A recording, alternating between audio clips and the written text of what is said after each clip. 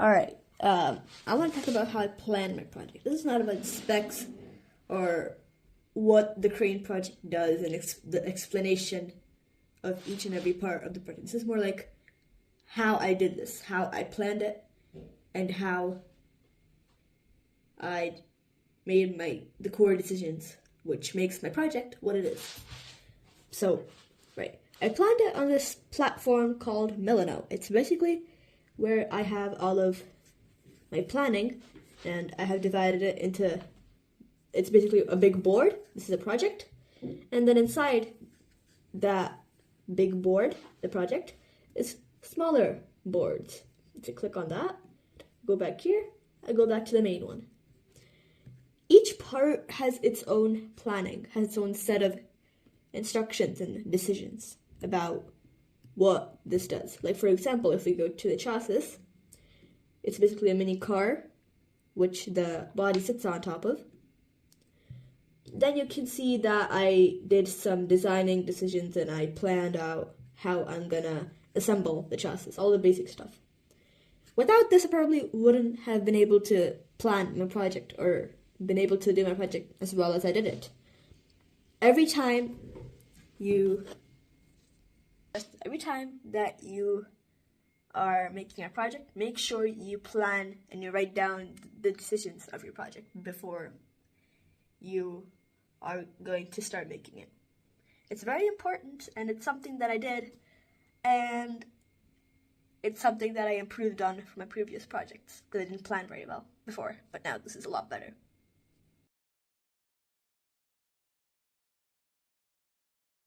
Okay, so now that we've talked about how to plan your projects, let's talk about how to design them. When I'm saying design, I'm talking about not like sketch design. That's what the planning part is for. I'm talking about CAD design.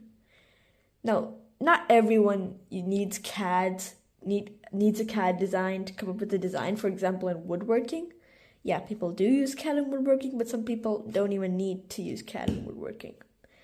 In my case, I had to use CAD in my project, which I told you was a crane.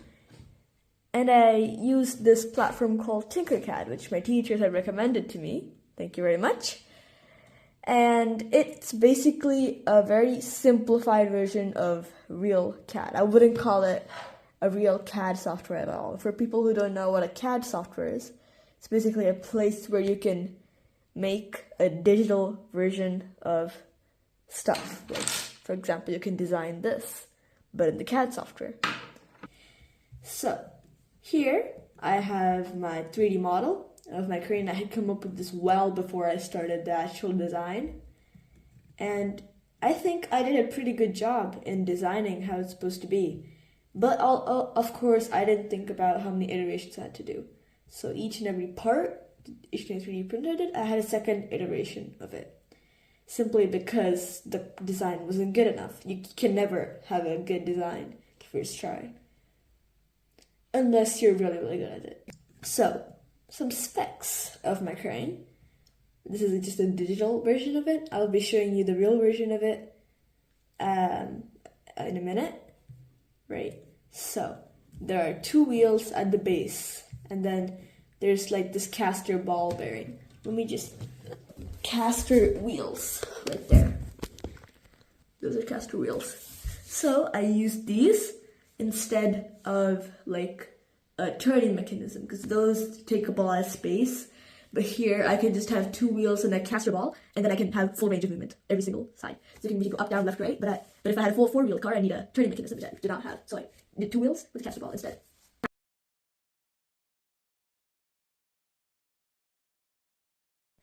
So I also want to show you guys to talk about the truss connectors, because this is basically putting the popsicle sticks together in a way that it creates a structure, like over here. So basically there are little slots where the popsicle stick goes in, and then the slots are located in a way that they form a structure once you make them. So that's the truss connector part. Now let's move on to the pivotal point. Now the pivotal point I want to show you in my CAD software simply because it's a lot easier to explain in CAD than over here.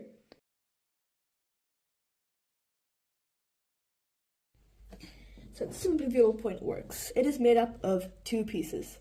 Our goal of this contraption is to make this green piece rotate. All right, keep that in mind. So this is made up of two pieces. Actually, more like three if you count the servo motor. We have this outer piece, which is green, and this inner piece, which is blue, right here, where my mouse is. So, the blue piece has rails in it, which goes into the green piece. Alright? And I want to talk to you about the servo motor. Servo motor controls the rotation of the two. This part of the servo motor, the part of the servo motor that rotates, goes into the blue piece. And the part of the servo motor that is the body, not only the body, goes in, attaches to the green piece. So if this is attached to the green piece and this is attached to the blue piece, right there,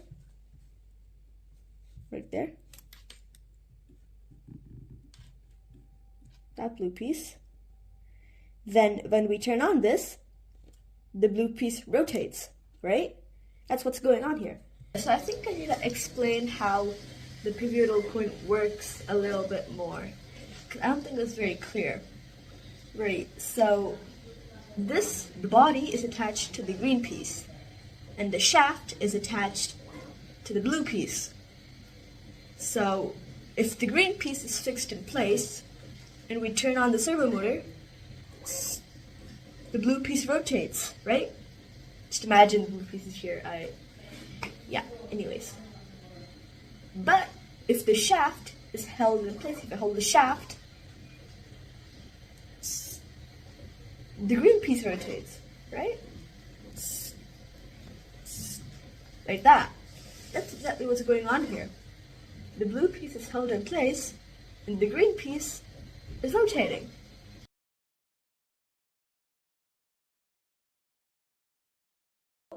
This is the pulley mechanism, alright? I want to talk about the pulley mechanism, since we've moved on from the pivotal point, that one.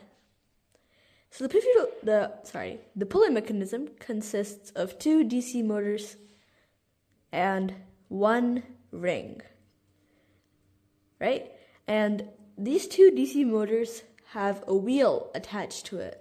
So when we turn on the DC motor and we make it spin like this, the thread will get winded like this. So it will shrink, meaning this will go up and down. That's the pulley mechanism. There are two of them, so it's a little bit more stable and they don't move around as much. It would have not been possible if we only had one of these motors. So that's the pulley mechanism. Now let's talk about the claw mechanism. The claw mechanism is basically the thing that grabs the stuff, right? So if we do this, you can open it and then you can close it, right? And there's a servo motor with a gear at the end, which has fallen down somewhere. But yeah, if we turn on the servo motor and we make it spin like this, this will go up. And vice versa if we make it turn the other way. So that's this contraption right here.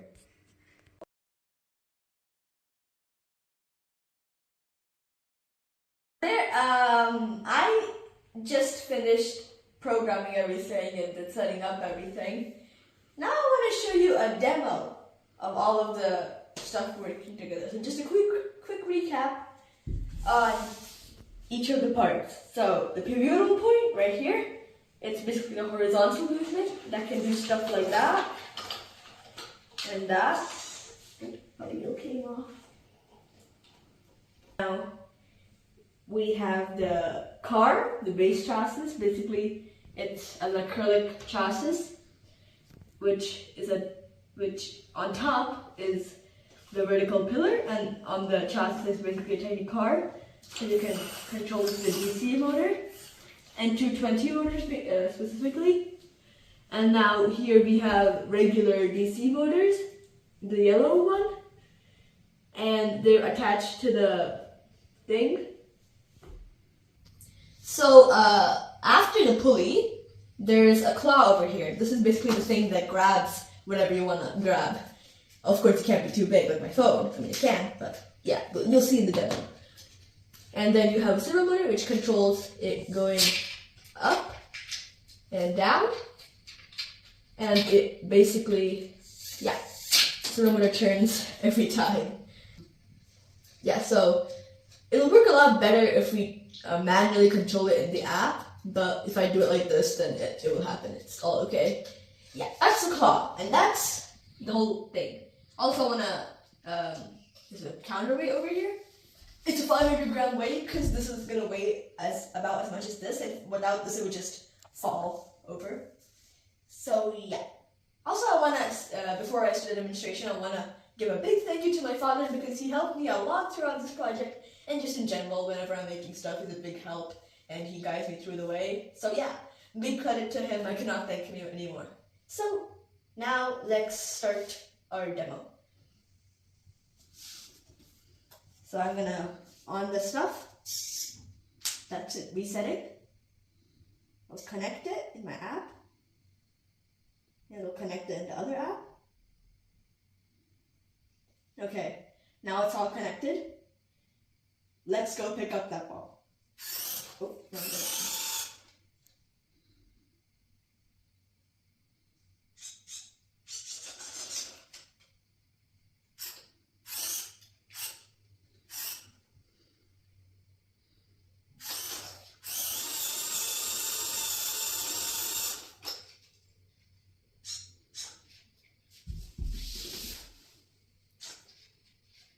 There we go and pick it up.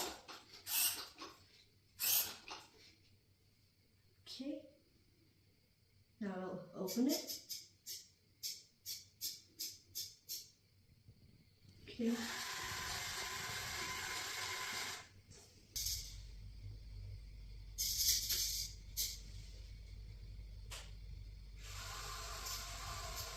Alright, so now we've picked it up. Let's give it over to my mom. Okay.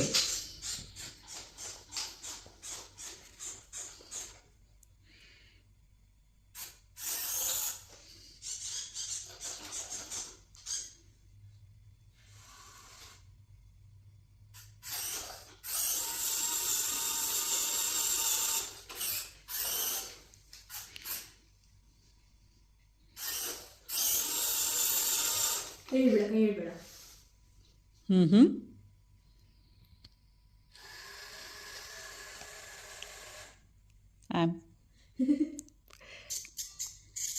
Very nice. Thank you. First time Aishani got something for me. Very close to me. Thank you. And my plan after this is to automate it. So stay tuned when we do that, when we try to put some AI programming. Maybe that's in the future, near future, video idea maybe. Yeah, that's the project. I'm super proud of it. And again, thanks to my mom and my dad so much for helping me throughout this. And yeah, it works very well. But one problem that occurred, I want to talk about problems right now, was that, well, first of all, let me just off this. The servo motor, this is a 22 kg one, but the version 2 of this had a much smaller DC motor, like a regular one, the one you would see on Amazon if you search servo motor, those kind of ones. And then if you put that in, it wasn't strong enough and it didn't really do anything, it just kind of stopped. So yeah, that was pretty problematic, but then I switched to this. It's a little bit crappy right now because I didn't have much time to fix the video, but in the end it did work pretty well like you saw. Another problem was that I had used regular hobby DC motors for this before on version 1 of the chassis, but that did not work because there was so much weight just compressing the wheels and compressing the motors. But now I've used N220 DC motors, which is basically a tiny DC motor with a bunch of metal gears. So that was a much stronger solution. And yeah. Also, I use rechargeable batteries on both of them just because I don't want to buy more batteries. And the powder. That's it. Thank you for watching. Bye bye.